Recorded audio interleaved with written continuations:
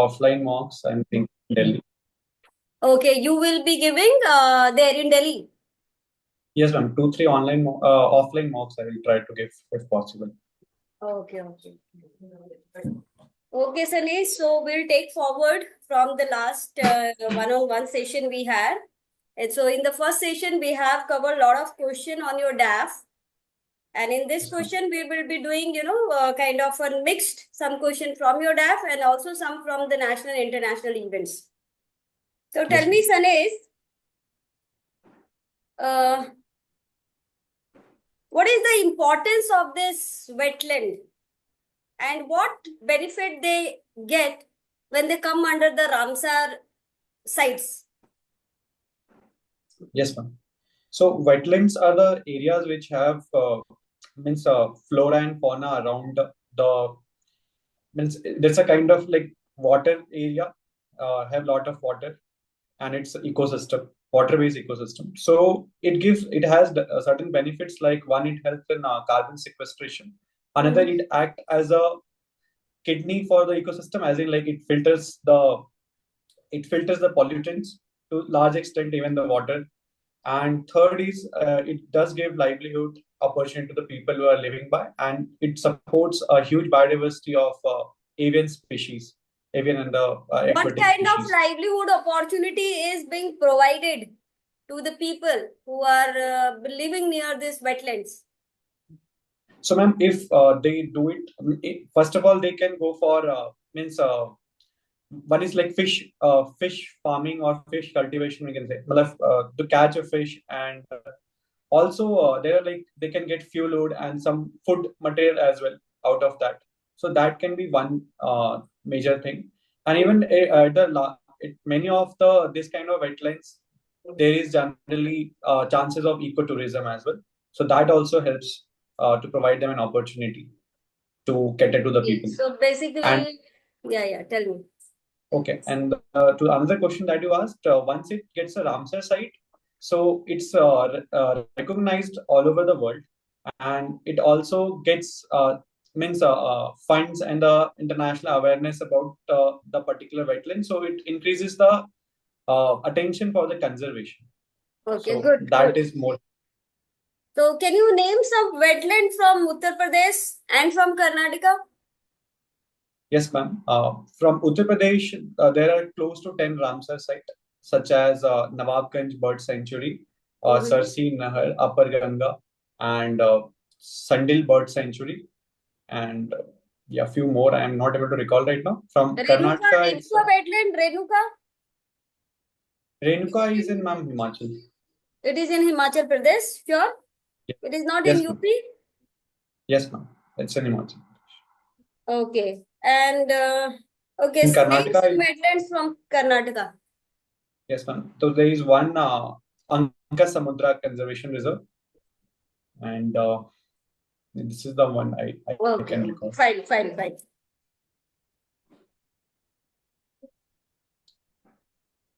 Sanish, tell me what is the speciality of this Awadh culture?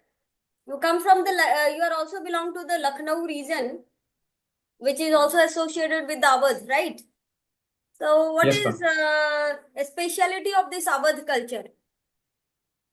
Yes, ma'am. So Awadhi culture originated in times of Nawab of Awadh. So it is more ever in 18th, 19th century, and it have different dimensions to it. One is the cultural dimension, which is popularly known as Lucknowi Tehzeeb. So it is a one eloquent mannerism where people listen to other people with patience, and they wish them delightfully, and they treat them well. And second is the Awadhi cuisine, like tunde kebab and shawarma.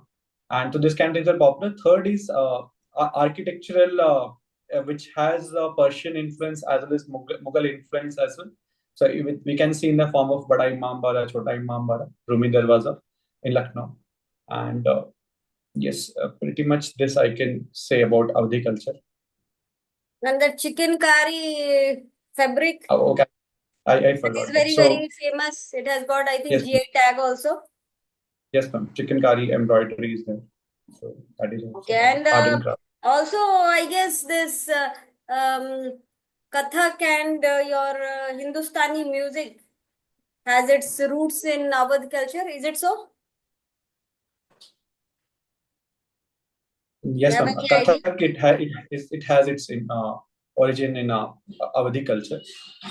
The Hindustani music and Kathak. Hindustani music, I think it was, I'm just trying to remember, but it was also since Gwalior and that area is also popular with that. It has different gharanas.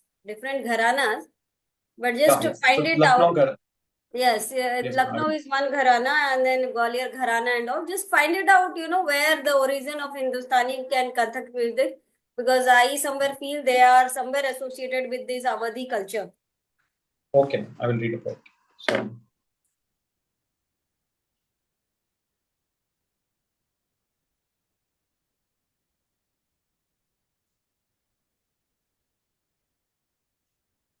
Saris, you have mentioned about that you have an interest in ecotourism. Tell me some ways of promoting ecotourism. yes, ma'am. So, ecotourism is a one form of responsible tourism where people travel to the natural places, Mm-hmm. and it can be wildlife sanctuary or wildlife sanctuary national park, or it can be some beach location. And so this is one thing. So to promote it, there is a first thing is to involvement of the local people is very important, because it should give the major benefit to them. So to promote it, does departments does have every state, and at the national level also we have ecotourism policy and guidelines. So that helps in promoting it, and also means marketing for that is also important. And yes, means and the skill training which is required to run this eco stays or homestays is also important. So ecotourism, is it like nature tourism? Is it similar to nature tourism or it is something else? Means we can say the nature tourism will be a larger umbrella term, because it would be different.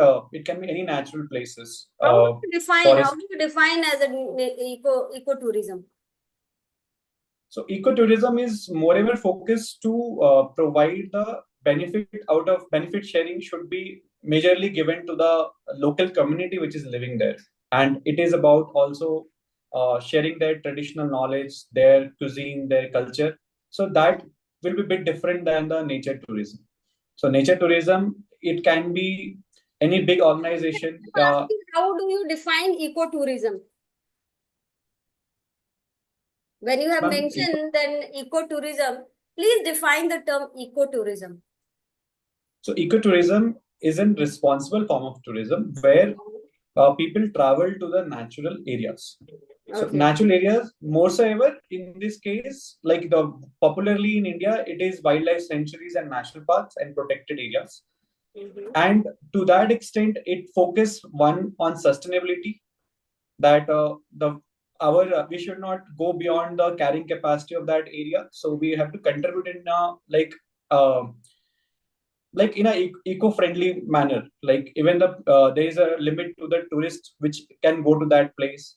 There is also uh, means there is ban on the plastic uses, and so that the natural environment cannot be spoiled. So that kind of thing comes into ecotourism. Okay, fine, fine.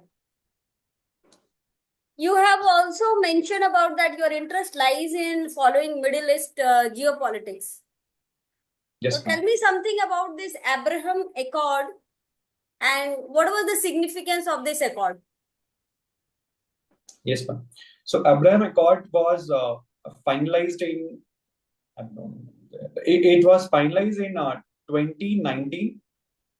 It was finalized in 2019, where is under the leadership of the USA, there was a deal between countries of Middle East like Mm. Bahrain, UAE, and Bahrain, UAE, and Israel, and one more country. I'm not able to recall. Sorry. Mhm.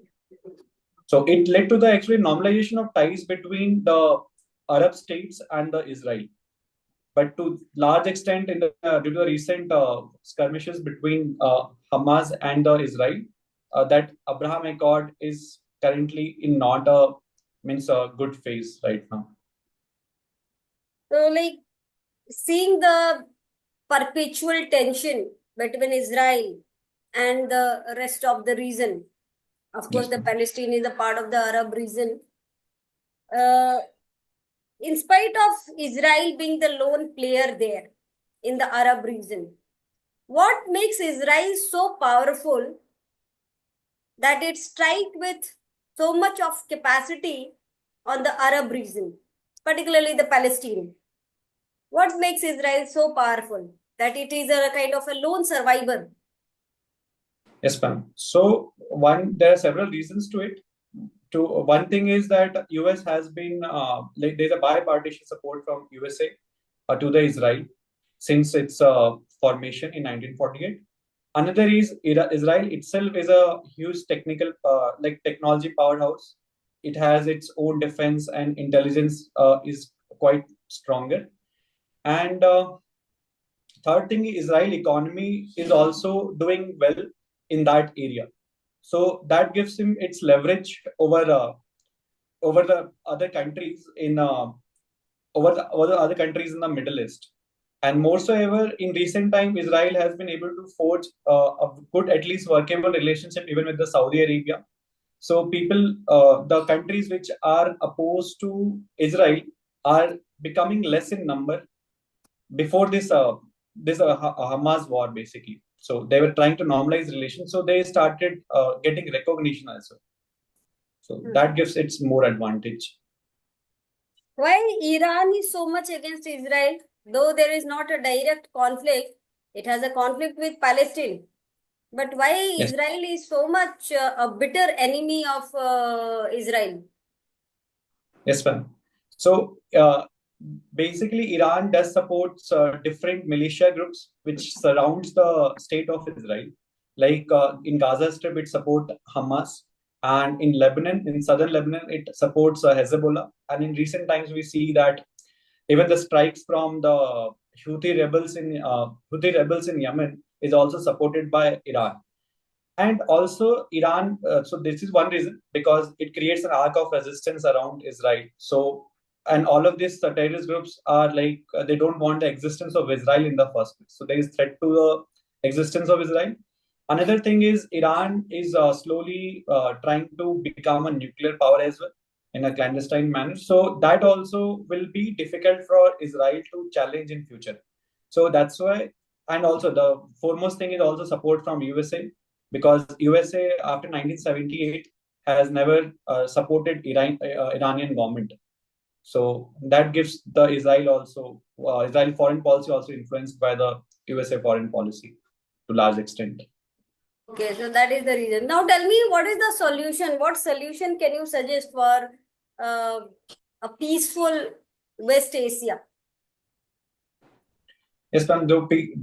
Since there are many stakeholders in external and internal stakeholder as well as in the Middle East, in the West Asia. So it has to be the first thing. The West Asia has to be first unite among themselves, which to some extent we can see the shoots where uh, there was a peace initiative between Saudi Arabia and the Iran. So if they don't fight for the dominance over the Islamic world, so that would be one good way. Another thing is to the longest pending issue of state of Palestine. If we can be somehow contribute to the solution to the two-state solution of that issue, that can be also helpful in bringing the peace to the Middle East. And to a certain extent, the influence of external actors like Russia and USA, China, if it is countered, then it would be also more peaceful. So these three, four things we can at least try to give peace a chance in West Asia. Okay. So now considering that US influence in West Asia has been declining and China is kind of trying to replace what US had in that particular region, the kind of clout. So what is your take on this and how does it impact or going to impact India? Yes, ma'am. Give me a moment to think. So actually, USA ceding the space to means it is not getting much. Means now USA is kind of a isolationist in a way that it is focusing more on a transactional relationship with other countries. So that does give the opportunity for China to intervene, and to that extent, for India, we can see certain benefits like if they the two major powers in West Asia, like Saudi and Iran, if their rapprochement is possible, then India can also engage much better because India has to take like different sides. And India doesn't believe in taking different side, but then it will be easy for navigating India's national interest.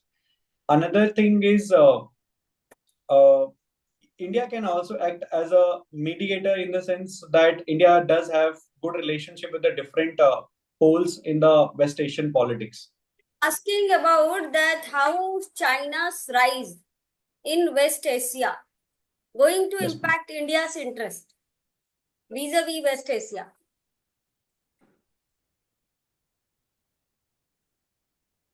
So there are different aspects to it. I mean, one would be definitely that I said that reapproachment will help India to at least navigate. But the rising China cloud is also means difficult space for India because West Asia is a kind of extended neighborhood to the India. So India already shares a difficult border situation with the China, and even with our extended neighborhood, if we get Chinese influence, then it will be difficult for our strategic interest, in a sense, for the security, for the oil security and economic security. All right.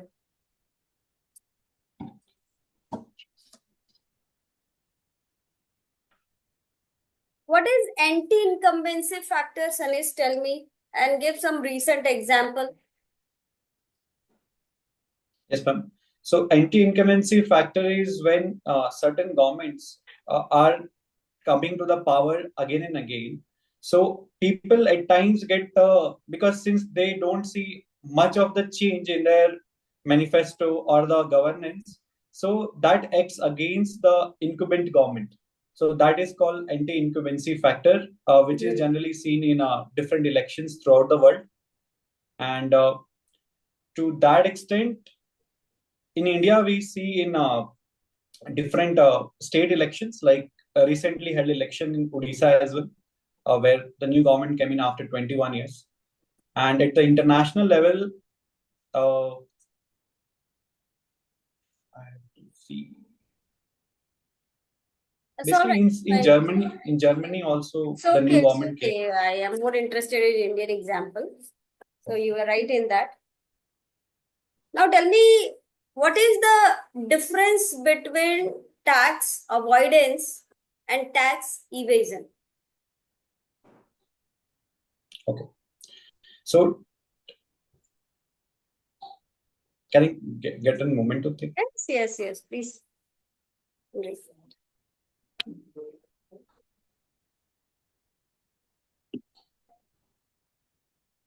So yes, ma'am. So basically, tax evasion is an illegal way of means evading the taxes, means things which are not legally allowed yet being done Okay. in the tax law, income tax laws. Where tax avoidance is a method when different multinational companies, they operate while they are operating through their different branches in different part of the world, they do manipulate their sales data, from which places they are able to sell more so that they can avoid the taxes. So that will be tax avoidance, which is generally covered, means regulated through some DTA is called direct tax avoidance agreement. I think DTAA. I have to That is double tax no. avoidance treaty. Yeah, double tax avoidance agreements. So that is the example, the tax avoidance and tax evasion. What did you say about tax evasion? Tax evasion is where people in means illegally they basically evade the taxes in the sense that they don't pay the taxes which they should ideally be paying. So they do it through certain manipulation, maybe in their tax, their data, means their income tax. We can say. All right, so Uh, understood. But then in this tax avoidance also you are using the term manipulation. It's not manipulation. Basically, we can say that the sales data, they like suppose for example, in case of Microsoft, so Ireland have a 15% tax, India might have 22% tax. So they will show that on their books they have given the more sales from the Ireland rather than India. So in the digital world, it is quite possible for them to show But this. that is an example of tax evasion, not in tax avoidance. Tax avoidance is that basically it is more a legal way only, just you are avoiding to pay the tax by showing that, like for example, the income tax, you have some benefit, you use the benefit and you end up paying less taxes, isn't it? Like you can put some money in the PF and so, and in that way you will be end up paying less of tax. Tax evasion is a more illegal terms. So the thing which you are doing, saying manipulation, it is tax evasion. Whereas tax avoidance is not a manipulation, but using the kind of and it is not an illegal manipulation, right? In tax avoidance, basically you are trying to, okay, if I invest here some amount of money, I'll be able to save my tax. That is how you are avoiding the tax, isn't it? And that is not considered illegal.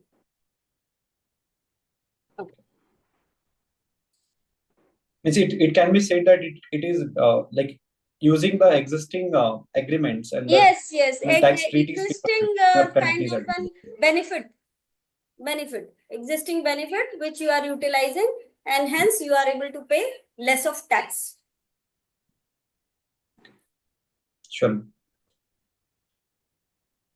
Like आप लोग IT वाले people घर ले लेते हैं, home tax, home loan ले लो, तो home loan में जा रहा है तो आपको वैसे ही टैक्स फिर कम दिखाएंगे, है ना, क्योंकि आप होम लोन भर रहे हो, आप होम लोन भर रहे हो ना.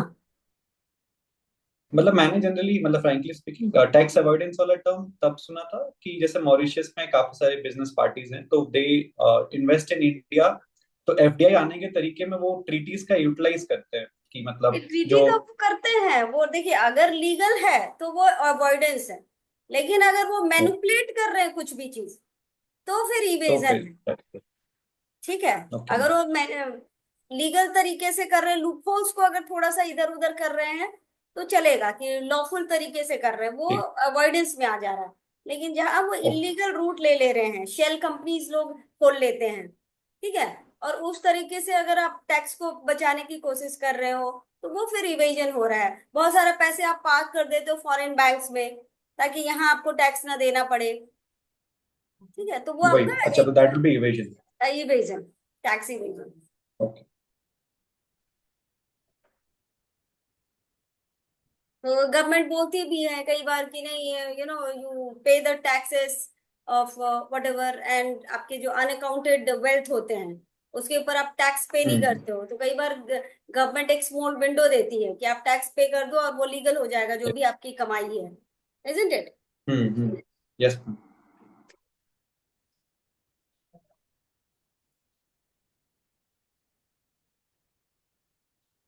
So Sanish, can you please tell me about the current tariff war between the US and the various countries? Particularly it is targeting China, but in that way it is also getting, the India getting targeted.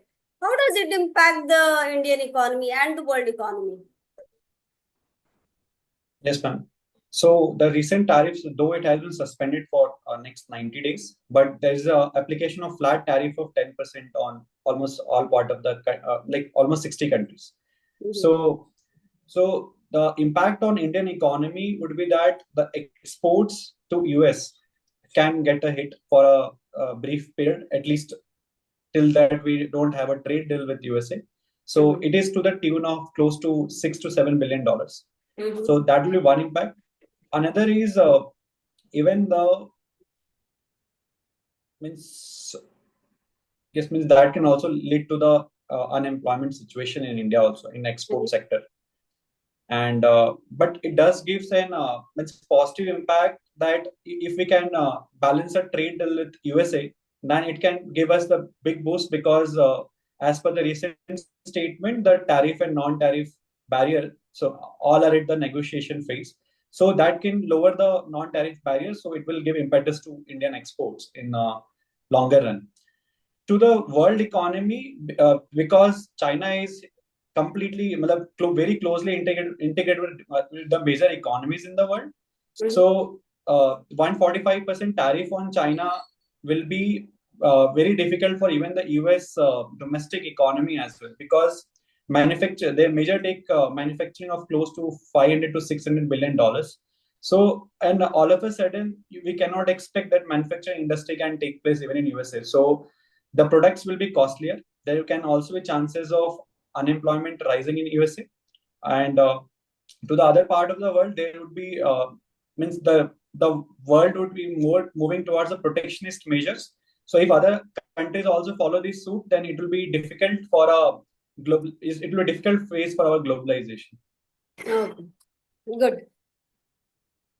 Sanish, tell me, you're an engineer by profession, and you want to enter Indian Forest Service. What technological solution you would provide in or towards the conservation of forest? Yes, ma'am. So, means my experience as a civil engineer and as well as in present time as a data engineer can help me in finding solutions like one through the present time there are many AI enabled artificial intelligence enabled camera traps in the forest areas. So that the data coming out of that can be utilized for one identification of different species. So it can help in census.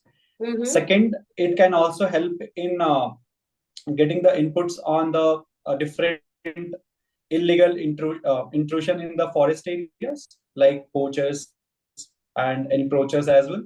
So that data can be analyzed to nab them.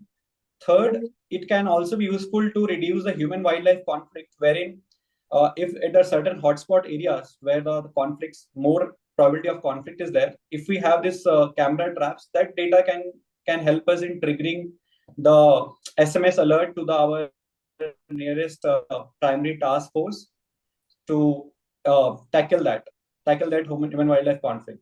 Second thing to my mind is through the remote sensing data and analysis that we can also monitor our initiatives like afforestation and also the health of the forest or the aquatic ecosystem. So that can help us in taking a data-driven decision making. And third, as a also as a knowledge of hydrology can be helpful to basically restore the forest to its original health. So that will enable even the wildlife to not go out of the forest area, and it can also help in securing the wildlife corridors. So these are the certain things we can take care of through the use of technology. So you're currently working under this Geo platform, right? So, Sanish, tell me, what is this implication of the Geo mobile and Geo phone? It's so cheap. They had made it so cheap. How does it going to impact the Indian economy? Don't you think it is going to impact the Indian economy in adverse manner because it's a cutthroat competition and in times to come they want to monopolize the market? So, in telecom industry right now, there are several players. So, monopoly would be very difficult because there is a Airtel and Jio are already in cut-to-cut competition, and there is other players like BSNL and Vodafone. So that is one thing, but at the same time, it will give cheaper data to the people. So it can provide, it can reduce the digital divide that we see in urban areas and the rural areas. And definitely, it can be good initiative. Well, it can promote digital India initiatives as well. So governance can be made easier. Like people can put their complaint and grievances. That is a good thing, but that it will reach and it has been made telecom services cheaper. The consumer will be benefited. But don't you think that it's the way it has, reduced the price of the services? Uh, Somewhere it is eating out the market, and it is not good for the economy. And in time to come, it may create the monopoly when all the players are out of the market because they can't sustain with such kind of business model.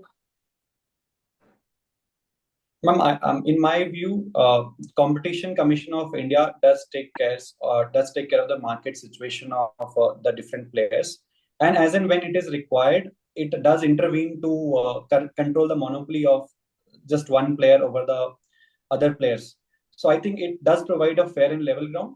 So it is in continuous monitoring. So whensoever it happens, I'm sure that our authorities will act upon that to make it a fair and the level playing field for all the players in the Indian economy. Good, good, good. That is what I wanted to listen. Good. Okay. Sanis, tell me regarding this UP, Uttar Pradesh, from where you come from. Your roots lies in Uttar Pradesh. The socio-economic condition of the UP or say the Bihar, it's very, very low. In spite of after so many years of independence and providing the maximum number of member of parliament, the holding so much of political clout, why is it so backward still? After we understand that when you have so much of political clout, it should be the beneficial to the region. Why it is other way around? Yes, ma'am. Though in recent time, means UP and Bihar have improved on their indexes, like human development indexes. But I feel the problem stems from certain factors. One, so there is also a social things also plays factor like caste-based mobilization or religion-based mobilization that gives the a political and the social divide in the society at times during at least we seen during the elections. Second, economically, if we speak, Bihar and UP has been majorly an agrarian economy, and that is very much dependent also on the means on the rainfall patterns. The irrigation is not proper, and we can see the effect of the climate change also that the yields are not higher. So the farmers and the community related to it are not able to get the prices which should be good, and there has been less investment in the even in the industrial sector. So there has been, we can see the lot of migration from UP and Bihar goes to the different states. And third would be the infrastructure is also slowly picking up, but it's not up to that mark. So it lacks, like people are lacking semi-skilled or high skilled jobs because it is not, the environment is not completely there. So these are the few factors I think. So what measures should be taken up so that it should come out of that status? Because the Bihar and UP produce the maximum number of intellectuals in the terms of see a white collar job. If you see good number of people from Bihar and UP, blue collar also jobs seeker from Bihar and UP. Why there is so much of the divide, and why people from these region, when they come to a good position, they don't go back to their own state and utilize their talent and skill to make Bihar and UP come out of this Bimaru status. In fact, to make them one of the best developed state.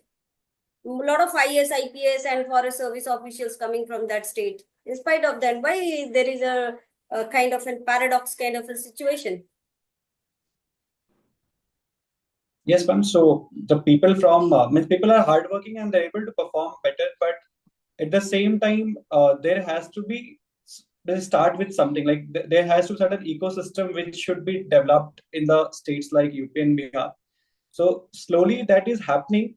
In UP, we see the infrastructure projects are giving boost to it, and even the cities like Noida getting like a lot of service sector based economy around it. And even we can see the spiritual tourism and the other areas where UP has the advantage. So that is also enabling people to go for the skilling of their themselves so that they can support the tourism and hospitality industry. And apart from that, there's also initiatives like we have to actually look through that agriculture need to be reformed in done in the present manner in a like we can have areas like precision farming and climate resilient smart agriculture that should be promoted Don't, so that yeah, sorry to interrupt you here. Don't you think there should be a change of mindset of the people? It's a there is these Bimaru status which has been associated with these state, Bihar, UP, Madhya Pradesh, and so on. Don't you think it has something to do with the mindset, the cultural setup, which needs to change? Why southern states are more prosperous and northern state they are lacking in prosperity? Punjab, though it is prosperous, but the human development index is not as good as southern state. Don't you think there is some kind of a cultural orientation which need to change to make this state more progressive? yes ma'am. So yes means cultural orientation means like you said that that mindset also is important, then only it will enable them to grow from the stage where they were wherever we are, so that is definitely required. And yes, I think but recent time people are having changing their mindset because of the availability of opportunity in their They own are not places going as well, back. No, they are not going back. They are, you are because also they like, have assimilated to the new place. And yeah. See, people from these states, they are not going back and contributing to their development of their own state. They are coming and they're developing southern state, or they are going to US or abroad or so. They are developing those countries or those states, but they are not able to develop their own state because they are not going back. So because ma'am, how will the state develop? They will always remain backward. They will always remain. If we the people like you, they are not going back and contributing towards the development, because all the good people, all the skilled people, they will come out of the state. And in spite of so ma'am, having so much of political clout and so much of administrative clout, it is still lagging so far behind. ma'am, I think to means the state in general, if it grows its own infrastructure and focuses in its economy, so one thing it will be able to attract its people who have migrated from that place. And secondly, even like you said that should be able to also attract people from different states. Why not just own immigrants? Rather, the people from other states should also be willing to be coming to there and contribute. Mhm. So that whole ecosystem is also, it does matter. Like there has to be political will to reform the states, uh, and also there should be people will also to take initiatives to think as in like they want to be the best state in our country.